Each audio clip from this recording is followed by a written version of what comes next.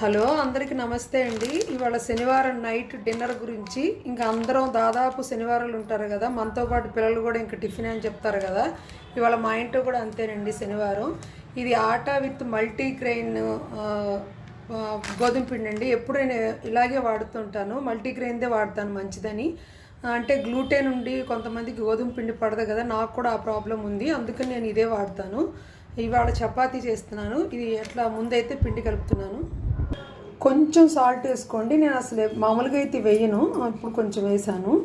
మనం కావాలంటే కనుక ఈ మల్టీగ్రెయిన్ అన్ని రాగులు, సజ్జలు, జొన్నలు ఇలాంటివన్నీ కొంచెం గోధుమలు ఎక్కువ తీసుకొని మనం మరపట్టించుకుని కూడా చేసుకోవచ్చు. అంటే ఈ మధ్య నేను మళ్ళీ ఇట్లా ఆశీర్వాద్దే కొనేస్తున్నాను కుదరక.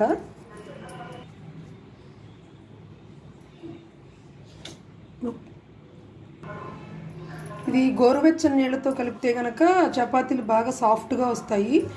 కొంతమంది పాలతో కూడా కలుపుతారు, కానీ నాకు అంతగా ఇష్టం ఉండదు. గోరువెచ్చని నీళ్ళతో మనం మంచిగా కలుపుకుంటే బాగా స్మూత్గా వస్తాయి. కొంచెం ఆయిల్ వేసి బాగా ఒత్తుకుని చపాతీ పిండి కలిపేసానండి. ఇప్పుడు మూత పెట్టేసి ఒక పావు గంట నాననివ్వాలి. ఇప్పుడు కూర కోసం నేను ప్రిపేర్ చేస్తాను. ఇది సొరకాయ అండి. నైట్ ఆలు ఎందుకులే మంచిది కదని చెప్పేసి నేను సొరకాయ కర్రీ చేస్తున్నాను పెసరపప్పు వేసి. ముందుగా కొంచెం పెసరపప్పు ఒక పావు గంట నానబెట్టుకోవాలి, మిర్చి అది ఇవన్నీ రెడీ చేసుకుని ఇప్పుడు పోపు వేసేస్తాను.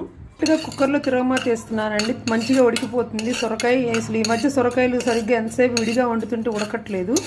ఇంకా ఆవాలు, జీలకర్ర, కొంచెం మినపప్పు వేసాను, అంతకంటే ఏం అవసరం లేదు. పోపు వేగాలి. పోపు వేగిపోయిందండి, మిర్చి వేసేసుకోవాలి. సొరకాయ ముక్కలు వేసి కలుపుకొని ఇందాక మనం నానబెట్టుకున్న పెసరపప్పు కూడా వేసేయాలి, బాగా కలుపుకోవాలి. కొంచెం సాల్ట్ వేసుకోవాలి. తర్వాత వాటర్ పోసుకొని కుక్కర్ మూత పెట్టేసి ఒక 4-5 విజిల్స్ వచ్చే వరకు ఉడికించుకోవాలి, మెత్తగా ఉడికిపోతుంది. మీరు కావాలంటే ఉల్లిపాయ, టమాటో కూడా వేయచ్చు, నేనైతే వేయలేదు. చపాతీలు కూడా ఒత్తేసానండి, ఇంకా కాల్చాలి. కూర మంచిగా ఉడికిపోయిందండి. కొంచెం ధనియాల పౌడర్ వేసుకుని ఒక 2 నిమిషాలు మగ్గబెట్టుకోవాలి. దీనికి వేరే కారం అక్కర్లేదండి, ఇదే సరిపోతుంది, పచ్చిమిర్చినే సరిపోతుంది కారము. కూర కూడా అయిపోయిందండి. చపాతీలు కూడా కాల్చేసానండి, ఇంకా వేడివేడిగా సర్వ్ చేయటమే. వేడివేడి చపాతీ విత్ సొరకాయ కర్రీ రెడీ అండి.